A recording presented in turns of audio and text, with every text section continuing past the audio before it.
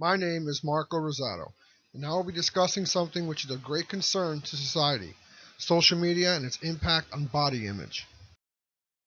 Throughout the years, with the emergence of new diseases, sicknesses, and personal issues, the importance of wellness has moved to the forefront. Many people look at wellness from a single point of view, the way they feel, but wellness is much more than that. Wellness is comprised of 8 different areas that encompass a person completely. This model is called the 8 dimensions of wellness. These 8 areas are emotional, financial, social, spiritual, occupational, physical, intellectual, and environmental. These dimensions describe important aspects of a person's life or behavior that will contribute to their overall sense of well-being.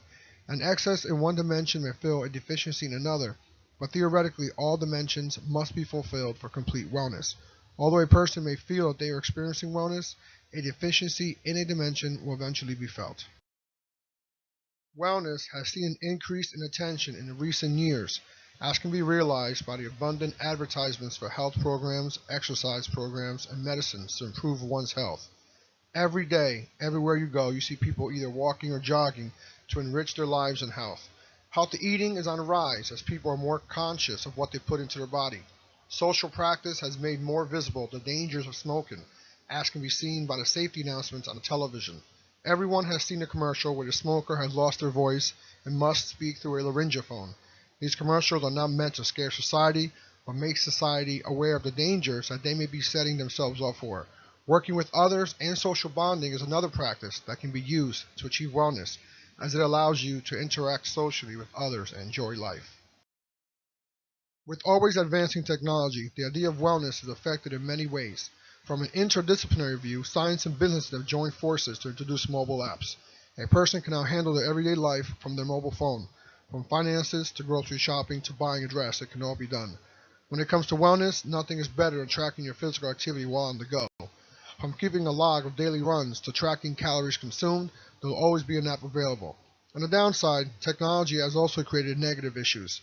Social media has created this impression concerning body image, that everyone should look beautiful and thin. This perception has created an issue which influences today's population to react in a manner that they otherwise wouldn't, which in turn lowers their self-esteem, their morale, and their self-worth. Fitness centers have been on the rise and opening everywhere in an effort to somewhat force a social change in society, with people increasing their desire to attain physical fitness and better health. Fitness centers have been promoting their membership by offering discounted rates and fitness sessions. On the television, you can see commercials for fitness and health programs that allow the user to follow a simple training and diet plan to effectively lose weight, and you also see infomercials on how to take fruits and vegetables and make them into vitamin-enriched drinks.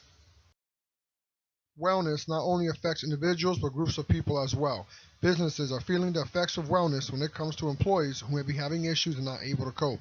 In my discipline of study of human resources management, it is imperative that I, as a manager, can detect any issues that employees may be having and assist them in improving their wellness. I must be knowledgeable in what constitutes wellness and know how to guide employees in the proper direction to achieve wellness. This can be accomplished by implementing a wellness program that promotes a healthy eating lifestyle, increased self-esteem, and most importantly, improved morale. Social media, since its implementation, has been viewed as both a positive and a negative. On the positive side, it has allowed for the everyday person to be more socially involved with others. For an individual who may have issues approaching a person because of shyness or nerves, they may use social media as an ice-breaking method. This may allow them to feel more at ease, and when an opportunity arises, feel comfortable approaching a person in real life. On the negative side, they can also cause the user to experience self-esteem issues and feelings of low self-worth. Emerging technologies include hybrid and electric vehicles, which are being designed to create a safer society for all by eliminating or reducing exhaust pollution, allowing for cleaner and less polluted air. Another is a smart pill bottle, designed by AdhereTech. This is a pill bottle that is wireless and designed to ensure that medication is taken on time. If a dose is missed, it sends a message to the patient or the physician via mobile, email, or even landline. The social or global issue that we'll be addressing is body image. It is known that we, as humans, place much emphasis on how we look, not just to ourselves, but to others. Body image has been utilized in many disciplines to include psychology, medicine, psychiatry, and philosophy, just to name a few.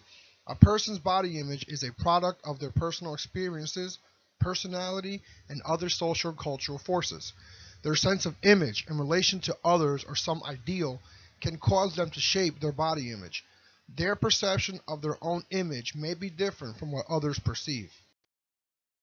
The plague that we have affecting society today is the media and how it affects a person's perception of their body and the action that they take to achieve that image that they see on their Facebook, Instagram, or other social media.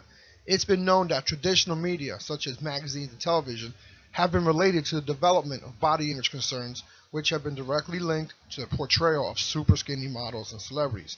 The pressures of having that ideal body amongst females has been around for a very long time. Considering that currently the thin look is in, it was not surprising to see women that wanted to look a little thick back in the 1940s and 1950s. That's because that was the in thing back then.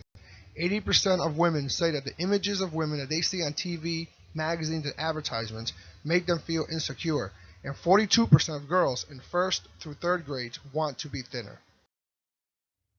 This issue has been known to impact anyone of any demographic, but more specifically, the target population is between 13 and 20 years old, both male and female, although other ages can be affected. These younger ages are more easily influenced and vulnerable as they spend most of their time posting, commenting, and comparing themselves to others, although a person's exposure to their own social media pages does not appear to affect this issue. At any point, you can observe about 90% of the people around you on their phones, either talking, browsing, or posting on social media. Social media enforces the ideal that the thin look is what's in, further pushing individuals down that road to achieve the ultimate appearance. Currently, Facebook is the most popular social media platform in the world, but others are close behind, such as Twitter, Snapchat, and Instagram, which is more image focused than the others. Reflecting on the topic of the 8 dimensions of wellness, the issue at hand relates directly to a few of these dimensions. The environmental dimension states that one can achieve wellness by engaging in pleasant, stimulating environments that support well-being. Emotion is another dimension that's affected, as the issue will not allow the girls to cope effectively with their life. And perhaps the most important dimension affected is physical. Physically, the girls will experience severe trauma, as they will decide to go against the norm to achieve that model body. This issue impacts the target population by causing them to act out to an extreme measure, wanting to look like their favorite actress or model. Those affected may turn to eating disorders to achieve that look. Eating disorders can include anorexia, bulimia, binge eating, and other clinical mental health issues where they will see themselves as having a distorted body image. Although eating disorders affect adolescents and young adults, those who spend the most time on social media throughout the day increase their risk 2.2 times than those who don't, whereas those who most frequently check their social media throughout the week increase their risks 2.6 times than those who don't. Looking at the trends that currently exist, it can be confidently stated that social media usage is associated with body image concerns among females and males, and that it will only strengthen into the future.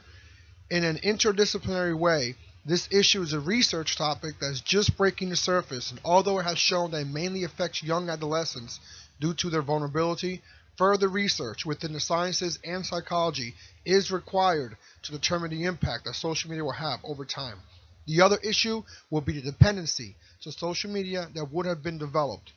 Social media, like alcohol or drugs, can become an addiction which could prove difficult to break. Like any other thing that someone plans out to do and accomplish, there must be an order to achieving success. One must have a plan laid out and then take the appropriate action to achieve that goal. Recommendations to address this issue must focus on the individual and the direction in life. This can most effectively be accomplished through therapy, which can be used as an avenue to focus on individuals' needs and perhaps guide them towards making better decisions to fulfill their goals.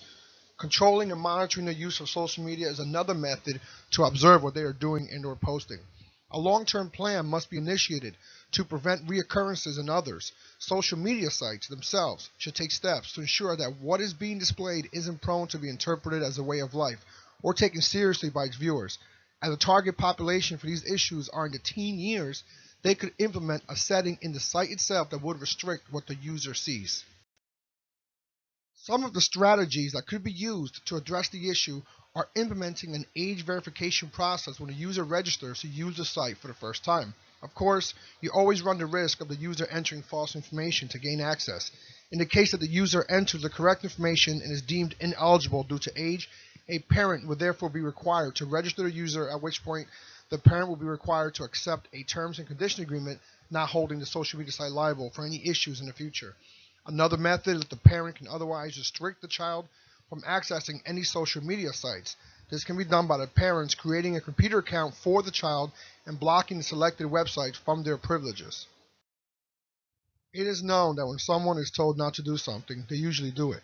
With that said, my plan would be to monitor the user for any signs of self-image concerns or changes in behavior. I would monitor their social media, looking for any posts that would raise a flag or concern. I would look out for strange eating habits, any sudden weight loss, attitude changes, or anything out of the ordinary. Once an issue has been detected, I would counsel the person on their behavior and actions, see what their concerns are, and discuss ideas with them to devise a plan to overcome their issue. I say discuss with them because it is known that a person is more likely to follow through with a plan when they are the ones that created or helped develop the plan. The benefits of this plan allow for the user to become educated with the issue and the dangers associated with it. It is not beneficial when a plan is conducted and the reason for the plan is unknown. Every plan must have the 5 W's. Who is doing it? What is the plan? When are they doing it? Where are they doing it? And why are they doing it? This methodology covers all the bases on the importance and the benefits of the plan. The other benefit is that these individuals can now share the consequences and dangers of the issue with others that may be experiencing the same things. These other individuals may be in the early stages of the problem, and with the intervention of someone who has already experienced it and overcome it, they may be more susceptible to listen and follow their guidance.